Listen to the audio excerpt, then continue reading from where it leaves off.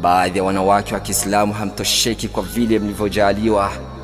Sijui mnataka sifa muweze kusifiwa, au mnataka kila mnapopita vijiweni muweze kuzungumziwa.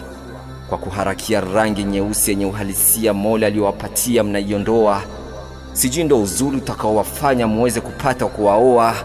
Maana hata sisi maboys miongoni mwetu hatutazami rangi mlizojikoboa au masha Allah kwa zile mzojaliwa, bali tutazama ni malezi gani ya dini kwenu mliolelewa.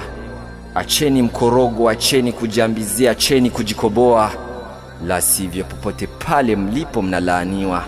Baadhi ya wanawake wa Kiislamu maneno yanayowatoka mwenu midomoni hamna aibu. Enzi hizo tumesimuliwa na mababu, wanawake wa zama hizo walikuwa na heshima, ustaarabu na adabu. Walikuwa ni wenye kuwafanya watu sana wastaajabu kwa zao tabia tena zenye muonekano wa ajabu. Lakini wanawake wengi wa sasa wanakesha usiku na mchana kwenye magesti na maklabu.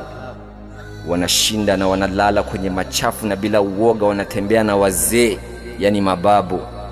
Nani kawafunza tabia hizo zitakazowapa kwa Mola wenu ghadhabu? Harakieni dada zangu tabia hizo kuziacha na kutubu kabla haijafika siku hiyo ya hisabu. Baadhi ya